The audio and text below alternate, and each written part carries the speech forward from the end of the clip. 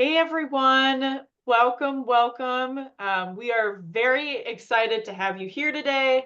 I know a lot of people are coming in from the waiting room right now, so I'm going to just give them a couple more moments before we officially get started for today's program. But for those of you who don't know, my name is Alexia Brewster. I am the program manager here at Forte for the professional program team. And I run the webinar series that we have here at Forte for the different membership levels. As a reminder, Business Essentials, it's a part of our professional members.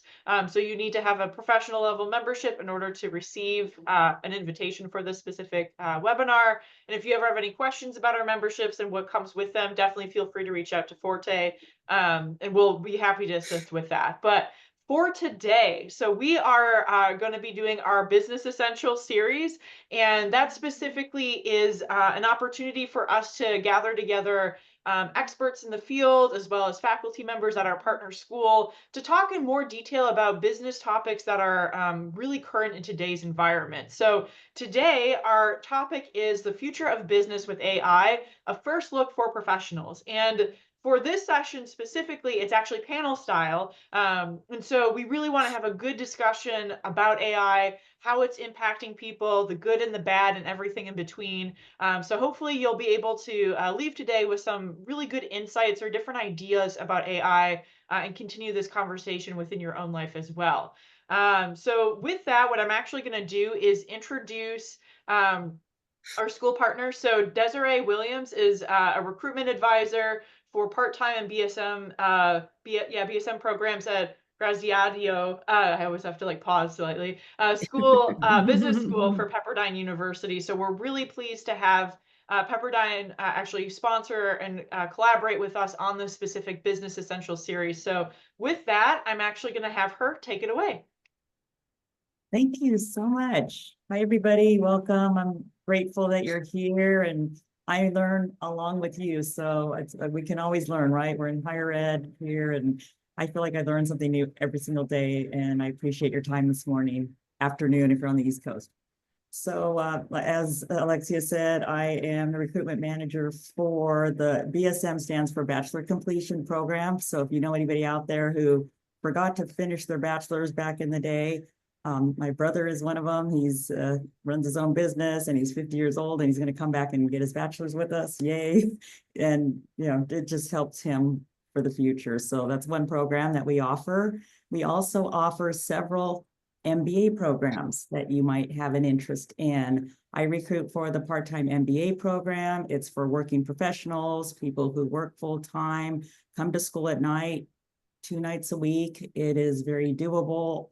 Many people have done it, and I would love to work with you and help you through that process if that's a program that you're considering.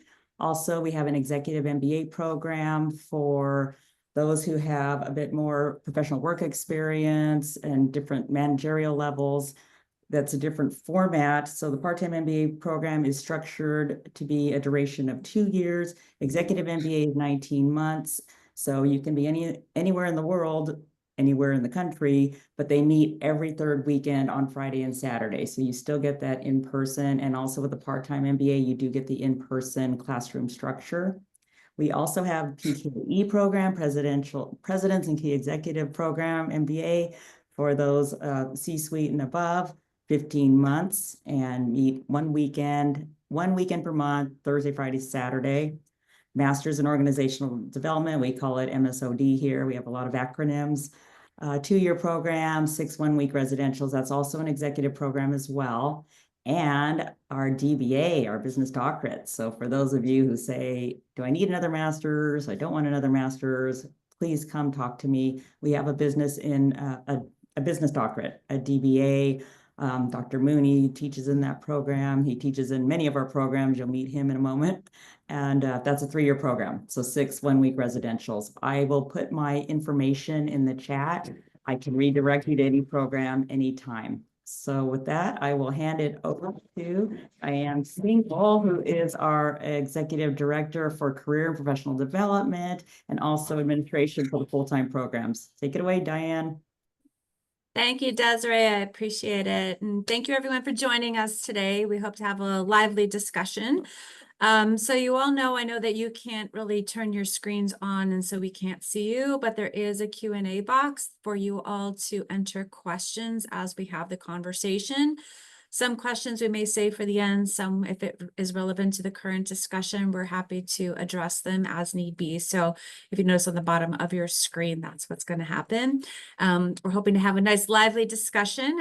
We're going to start by having the panelists introduce themselves, and then we're going to have them answer a little bit about the AI and how it's used in their current organizations. And then we'll, as Alexia mentioned to us, go into the good, the bad, and the ugly of all of this.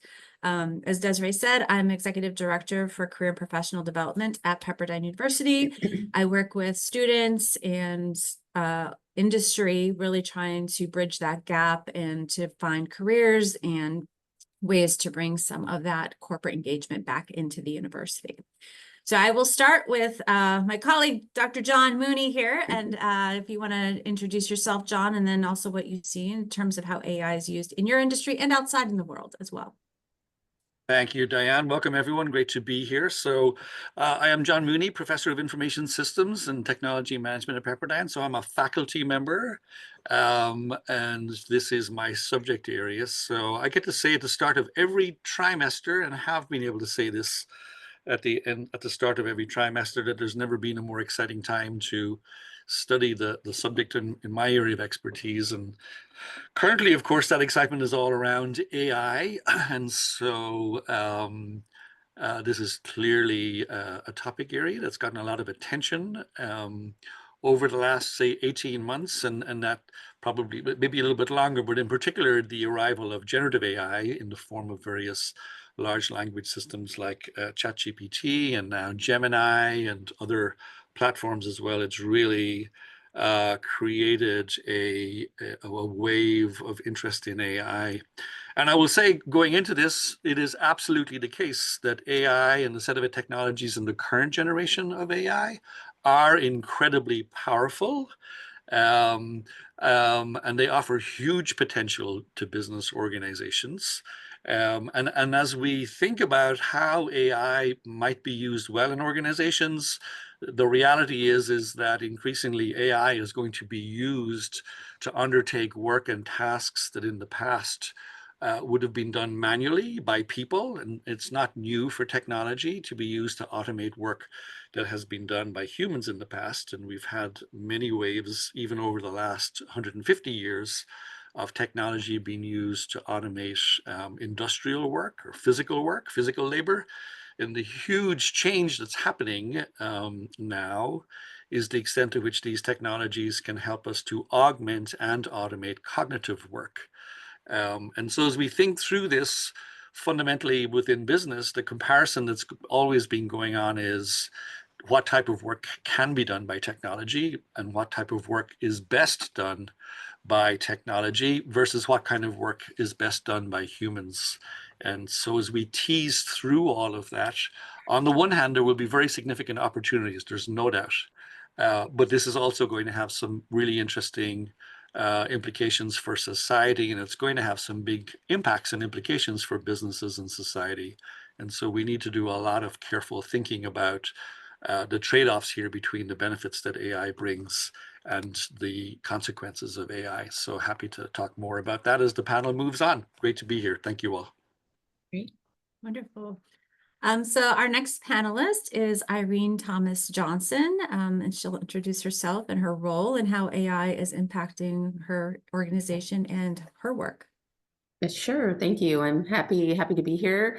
You know, as Dr. Mooney mentioned, you know, AI is exciting. I mean, this is a really exciting time for us.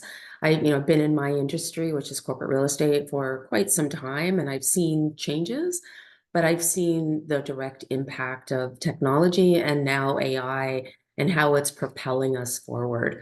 I work globally, so my clients sit in all regions of the world, and technology and AI is very different depending on which region, but we all agree that it's a powerful technology, and we just need to embrace it and leverage it, within our industry. And we've been doing that, especially around ChatGPT, Copilot, you name it, all the new things that are coming out. We're trying to take as much advantage as we possibly can.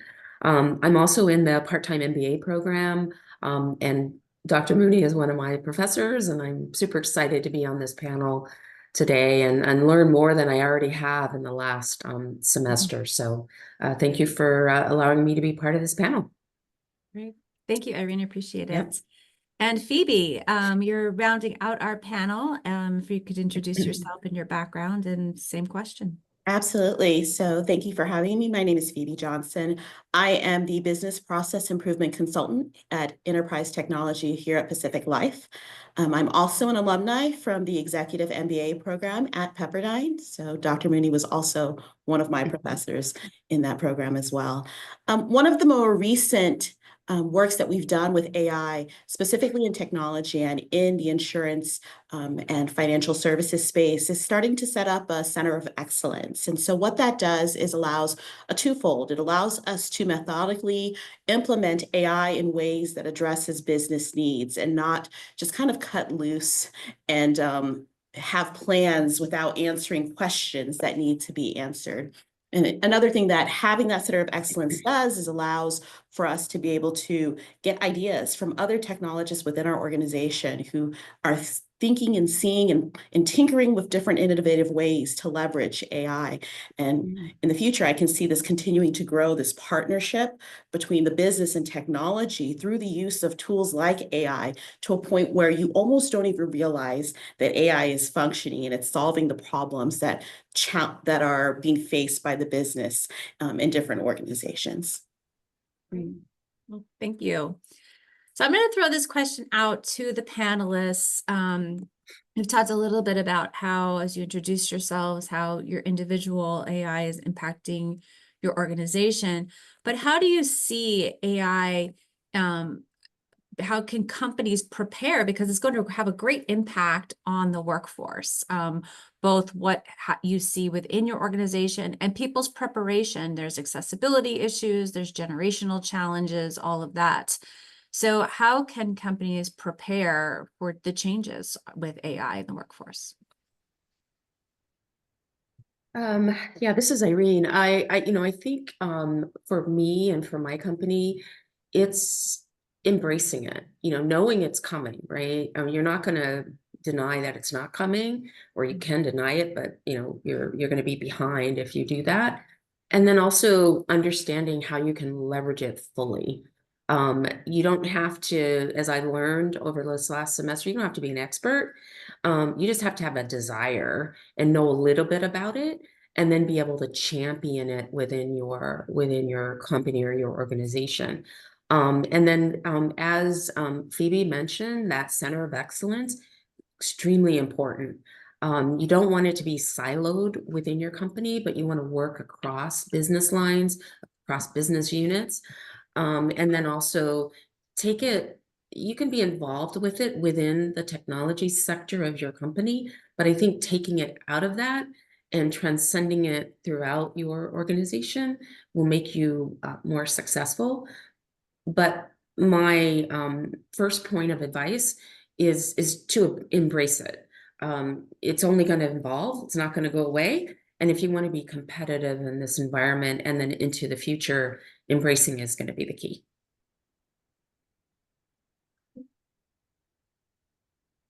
John, Phoebe, either one of you want to take that, or should I go on to the next one?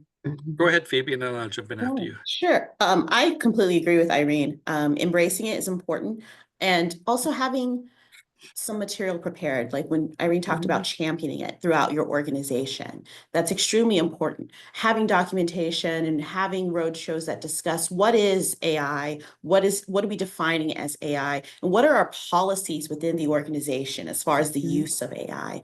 There are some instances, I will say in my organization, certain forms of AI are limited. And we have alternatives to provide if you want to use one of those different platforms that are not allowed within the organization. So going back to exactly what Irene said is embracing it, ensuring that your that your teams know what it is, what constitutes AI, and encouraging to experiment and find ways that they can allow it to be successful within the organization.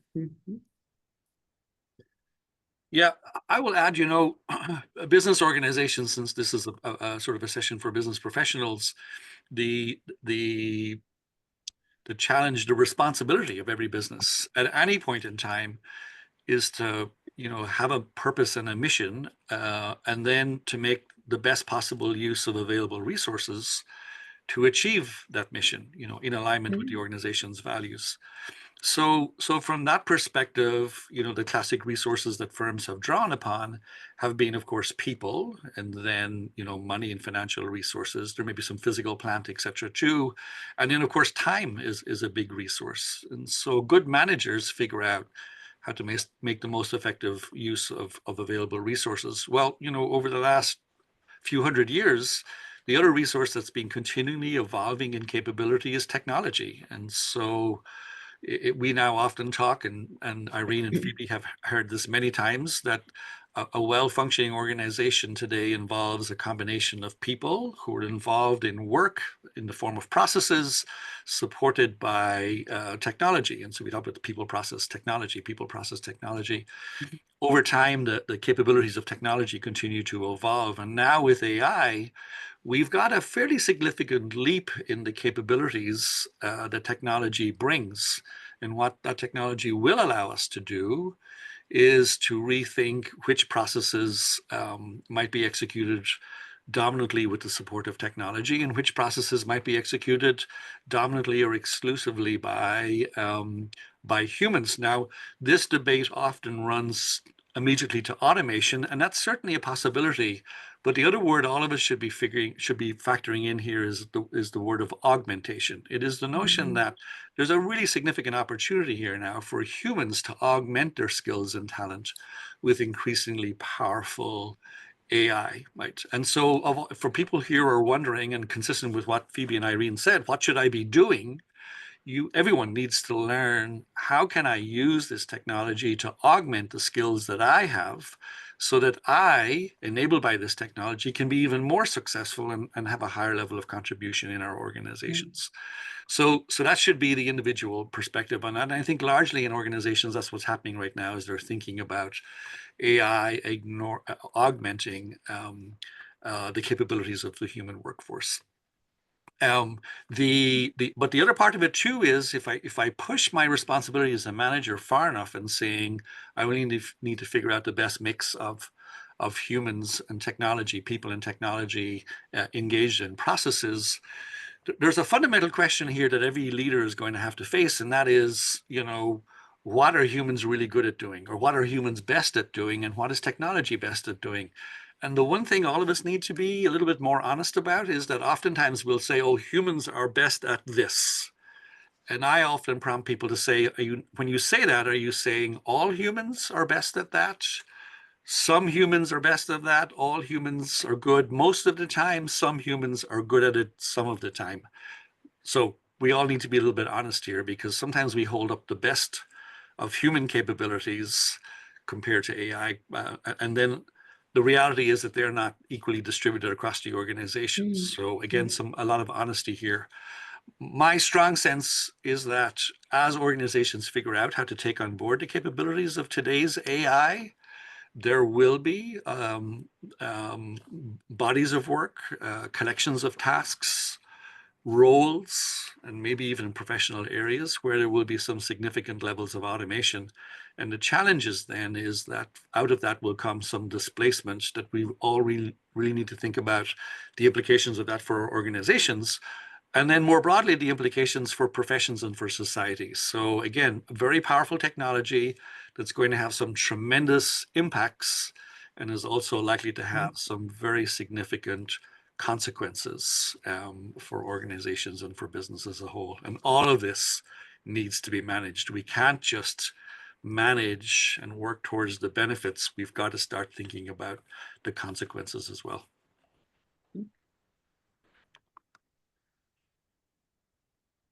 Now, the other panelists want to take a crack at some of this, or?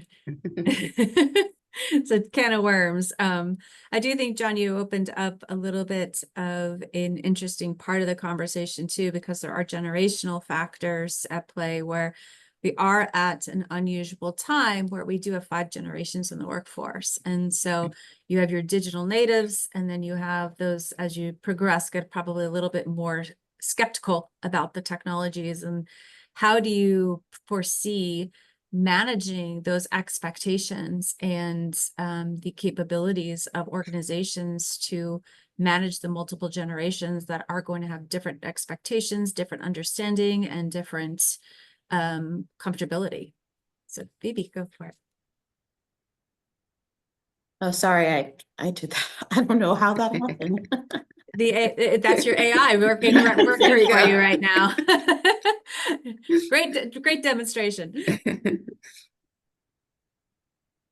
Yeah, and I can't get it to go down. Oh, there it is. Sorry about that. But yeah, I think that what you're describing, Diane, with the 5 different generations, I think it's a broader question. It goes beyond just AI, but it's something that you have to consider from a business perspective of any type of technology that is rolled out within an organization or is being leveraged. That you have to consider that everyone comes from these different places. And I think earlier you had mentioned briefly about accessibility as another topic of concern. Whenever there is a popular technology tool, I think I had said in a previous discussion that big data a couple of years ago was the topic that everyone was talking about and how to access it and how to leverage it. But when you have these different generations of people within the workforce, you just have to be aware of addressing everyone's needs when it comes to the training, when it comes to these conversations, when it comes to managing your teams. You always have these challenges with managing different types of teams and who makes up that team. And I think with AI, you just have to have those conversations and have an understanding of where is everyone coming from, and never make assumptions, because you may assume that because someone is of a certain generation, oh, they're familiar with AI, they've heard of it, they know what to do, they know what ChatGPT is, they know how to do. But there are some individuals who are not as familiar with ChatGPT. They just never found a need, or in their work, they're not someone who is very tech savvy or someone who even engages in social media or is aware. And so all of that to say, I think the challenge of having these multiple generations, it's a unique challenge for this time, but I don't think it's a challenge that we necessarily have to limit to just AI. It's something that we have to have those types of conversations, understand where your teams are, understand what their capabilities are, and also have that open dialogue so that individuals feel comfortable coming and asking for help and have that psychological safety of like, I don't know what the assumption is being made of here. I don't understand what I don't know if it means I'm going to lose my job. Because I think what Dr. Mooney had stumbled on as far as, or what he called out about the augmentation of the workforce, is something that not a lot of people understand. Some people are afraid of AI because they think it's going to replace their jobs as opposed to augment their skill sets to allow them to do more. So again, bring it all back, those honest conversations and setting the tone where individuals are able to ask for help when needed. Yeah, and I do think also change management is important through any technology, any transformation you want to do, any initiative you have, is that change management plan, right? We all know that we go through very different levels of change, and what that means to me as an individual and what it means to somebody who's maybe 20 years younger or frankly 20 years older is very different, right? So I do think, along with what Phoebe mentioned, you definitely have to have a solid change management plan, no matter where you are in the organization. You know, it doesn't have to be massive. It could be maybe just for your team, or it could just be for your division or your business unit, but definitely need to take all that into consideration. Yeah, I would say the multi-generational thing is definitely a real issue that needs to be tackled. I'll speak for the older generation among the panel.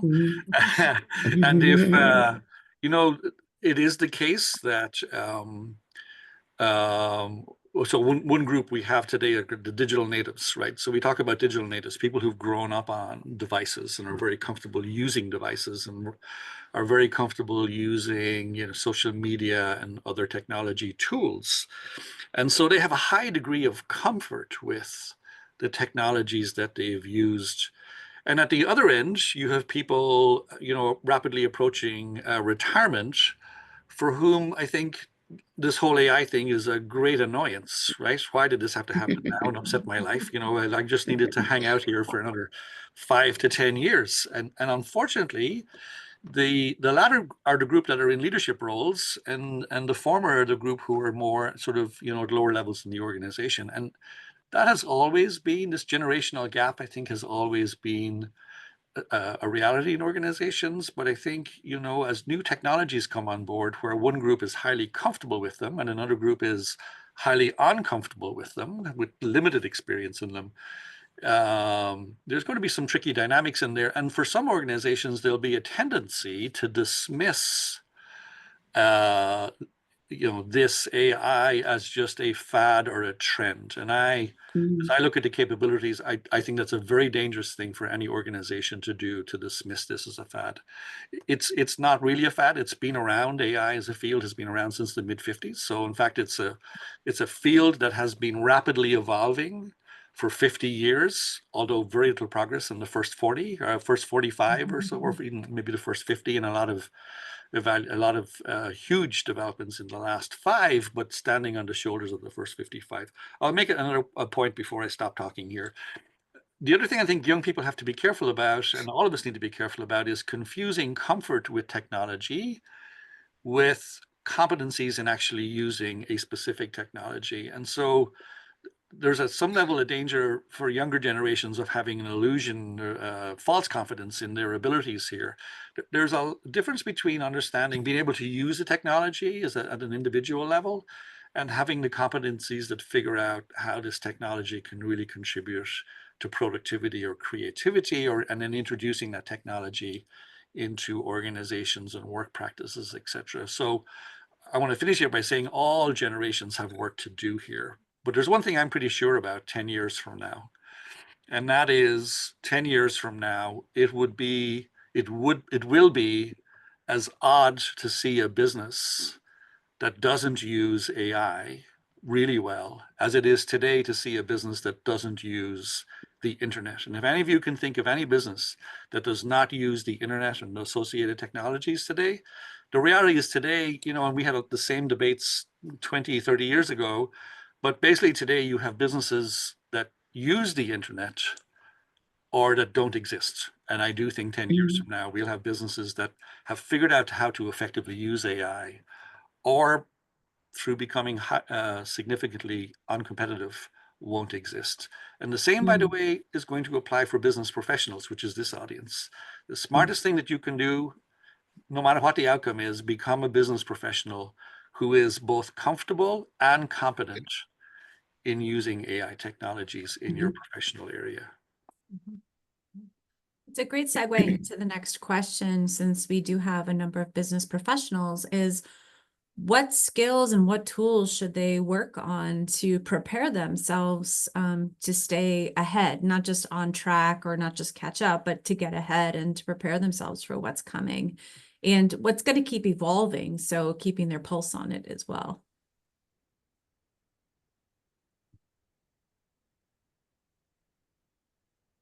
Everyone's thinking a little bit. Wonderful. Well, listen, there's no, you know, there's stuff you can read and you should read. But, you know, at some level, people, that's kind of harder. And I'll put some recommended readings into the chat here in a while. If you don't like readings, there's a whole bunch of stuff you can watch, TED Talks, recordings of talks and panel sessions by leaders in this field. So I think the first thing too is sort of learn. The broad theme here is you got to learn, but you beyond concepts, you also have to use and develop some comfort and competencies. But again, there's a lot of free courses. Everyone say, oh, I want to go back to school and get a degree. And of course, as someone who works for a university, we really hope you will do that. But short of degrees, there's a whole bunch of online courses you can do to develop skills. And that's important. But beyond that, again, I will say the most important thing you can do is start actually using these technologies, especially in generative AI, and really start figuring out how they can help you in your role to be more efficient, more productive, more creative, whatever it is you're trying to do in your role. There's no doubt that these tools can bring value to you. So start figuring out what that is. Yeah, and I think in a business environment, especially for me, we serve as clients. And so I'm always looking for what is the client need and what can I do in order to leverage that, right? Is it that they have the data and now they just need to figure out what to do with it? Or is it they have a problem they need to solve and, what tool, technology, AI can I use in order to solve that? And again, what Dr. Mooney really taught me was you don't have to be an expert. With my A personality, like a lot of us, we always want to be that expert and we always feel like, oh gosh, if I don't know it 100%, but you don't need to. You just need to know a little bit, right? Enough to ask the questions, enough to be a little savvy about it, and enough to embrace it. And I keep using that word, but I do think that's the most important piece, is not to be afraid of it. It's powerful, absolutely, but I think we can, use it in very powerful ways, right? To not only leverage our own selves and our own training, but also do that for others and the clients that we might serve. And I would say just, to echo what everyone else in the panel has said, download ChatGPT if you can on your own personal phone. Watch some YouTube videos. Read about prompt generation, which is the way that you ask questions of AI platforms. And you can ask anything. When you do this on your own, just for your own learning and development to become more comfortable with these tools, you can ask things like, I have these items on the counter. What recipe can I make? I mean, be very creative. The point of this, to Irene's point, is not for you to become an expert, unless that's a career path. And I don't think we have many technologists on this call. Unless that's your career path, it's not about you becoming an expert. It's to become comfortable with these types of tools. So tools like ChatGPT, Apple Intelligence, Copilot that Microsoft has. Some of these might be already available to you through your work. If not, you can look for a lot of these. There's free options available to you that you can download on your personal devices. And again, as someone in technology, I will ask that you check any policies that you have if you're trying to download anything to your personal work computers. But yeah, go out there and just have fun with it, and don't put so much pressure on yourself. Practice, another tool, patience, because the technologies are always going to be changing. So you have to be comfortable with the fact that, you're going to start out, you're going to learn, you're going to get good, and there's going to be other alternatives that are going to spring up, and just embrace that and know that you're kind of just riding the wave of technology as it develops. Yeah, I think most of us are also LinkedIn members, and LinkedIn has a ton of free classes. I mean, it's just incredible, and they're bite-sized, right? So you don't have to sit on the computer for 5 hours trying to get through a class, and they actually have been very, very useful. I've taken a few through Dr. Mooney's class, and then just several on my own, and it's really there to help augment your current skills, right? Yeah.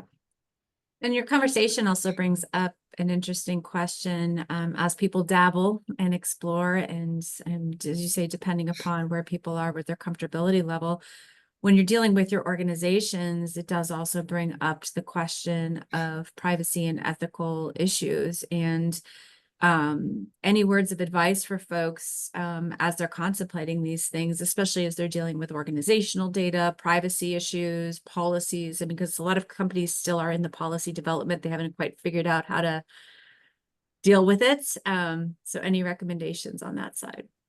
I would say first to always check if you are working with company data, if you're working on company assets or your laptops that are owned by the company, check to see if with your technology teams, if there is any type of policies with regards to what you can and can't use and what information you can and can't upload.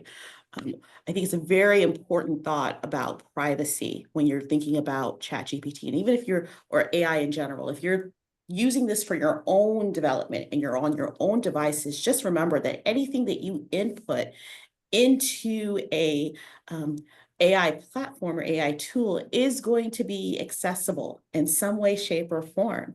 I have a story of someone who decided that they just wanted some idea generation on a press release. So they uploaded a whole bunch of information to ChatGPT, trying to get this press release created. And later on, that company was announcing a new product.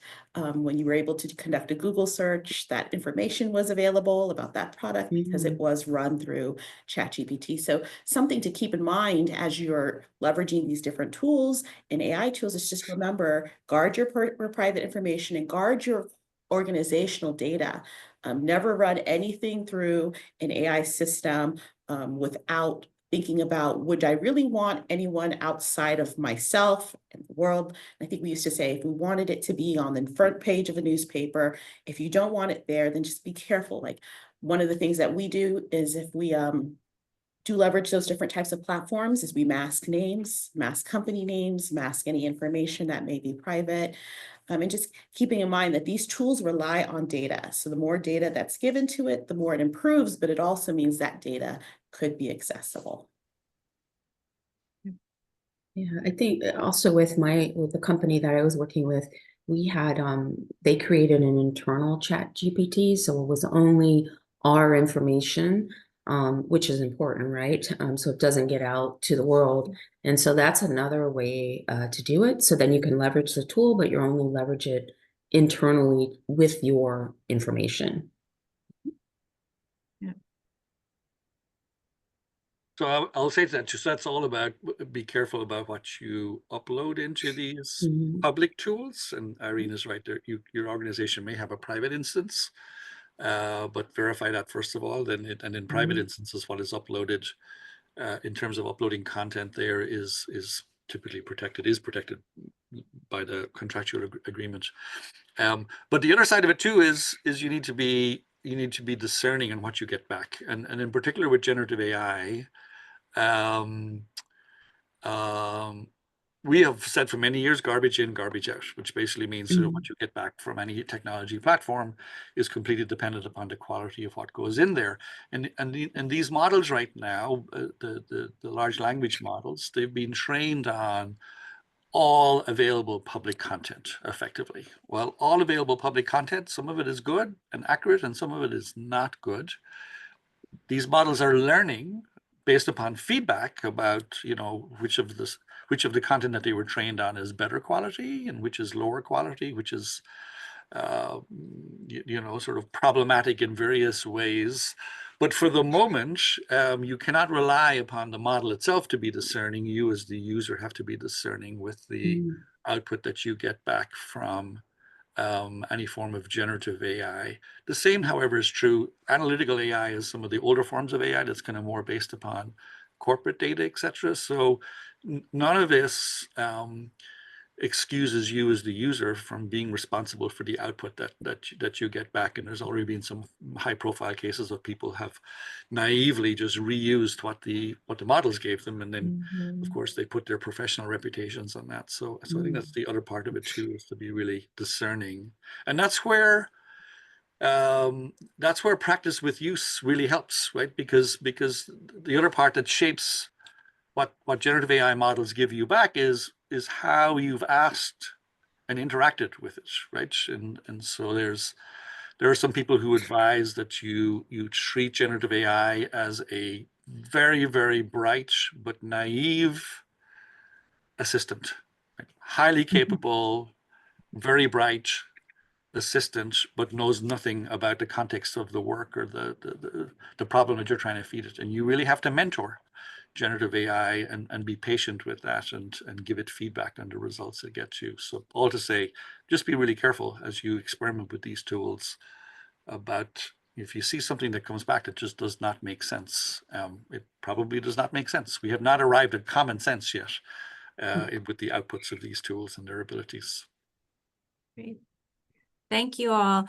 There doesn't seem to be any questions, but it's a last call for questions from the people in the audience. But for our panelists, anything that we didn't cover that you want to put out there that we didn't mix, that we missed by chance? I will say something or build on something that Dr. Mooney said earlier, and that is to be responsible with AI.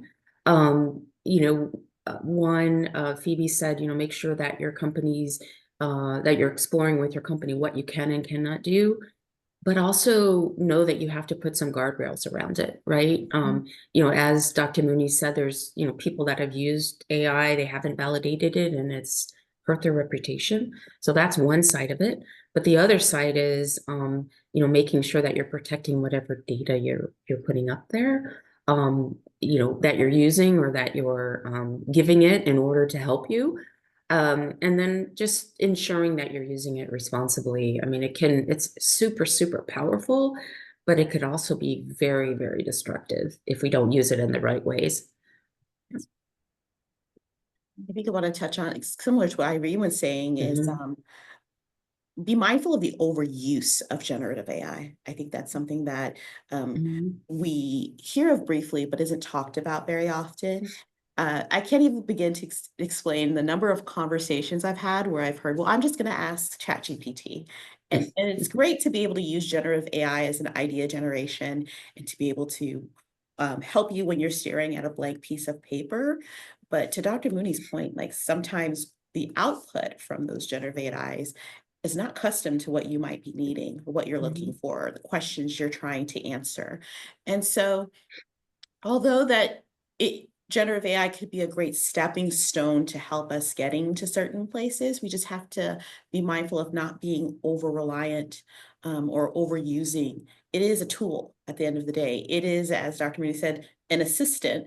We don't expect our assistants to do the work for us. They are supporting us in the work that we have to do. And so that's just something that I think we should always keep in mind. Yeah, all of that is sort of really important here too. And I also want us to point out, it's a term that's been overused right now. So, so a lot of technologies are being pointed to as being AI that are not AI. It's simply the stuff that we used to talk about as IT, but we don't use the word IT anymore, information technology. Somehow AI is now the buzzword that captures everything. And it's distracting because it doesn't really help us to tease out what are the unique features of this technology and the unique capabilities it can bring in that regard.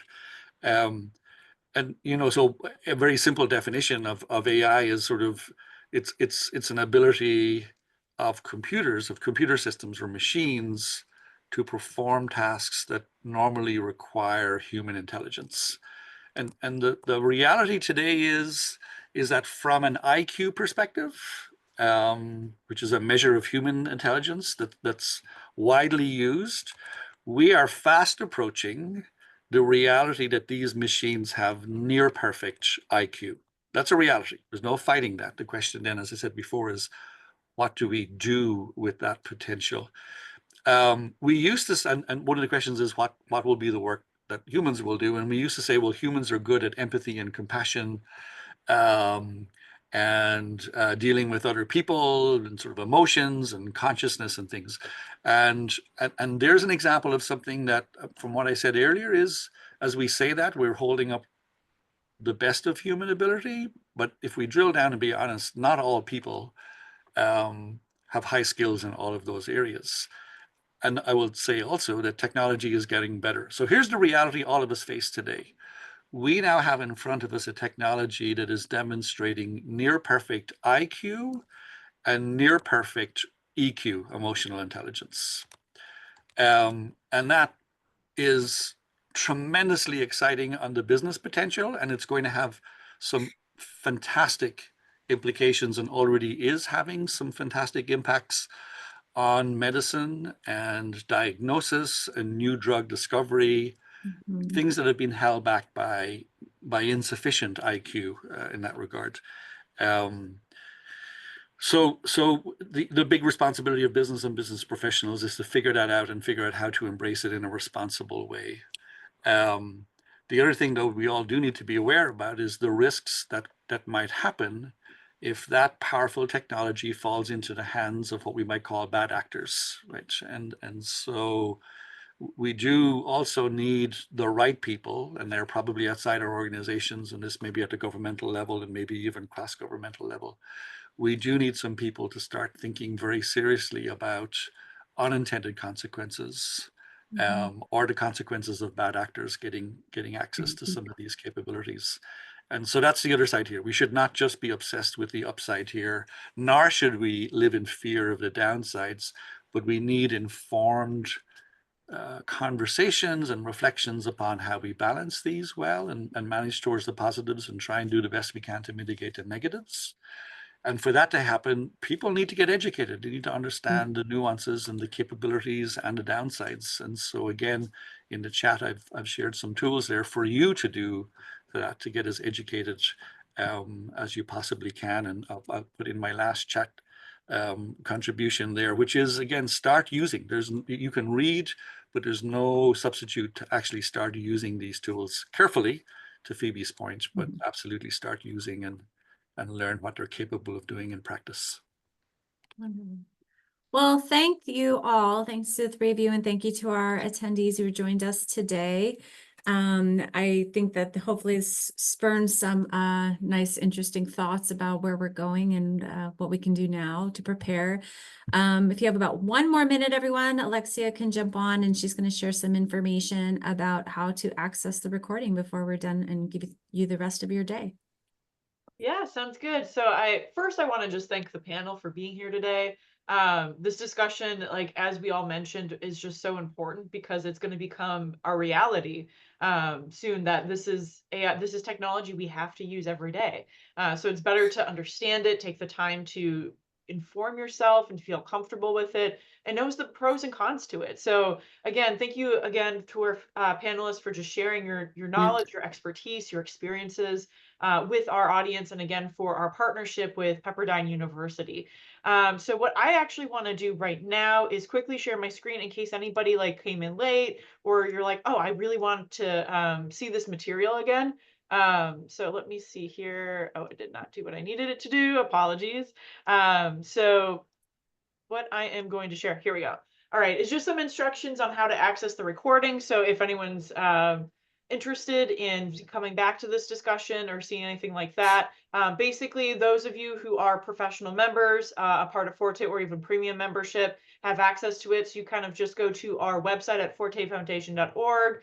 And then they're typically an on-demand series that's available under our professional development area of the website itself. And so you should be able to then log in, access the recording and see it. It typically takes us about a week to post it though, so just FYI, so you might not see it tomorrow or things like that, but we'll make sure we get that up for you as soon as possible. And again, thank you all for being here today and taking time out of your busy schedule to be a part of this discussion on AI.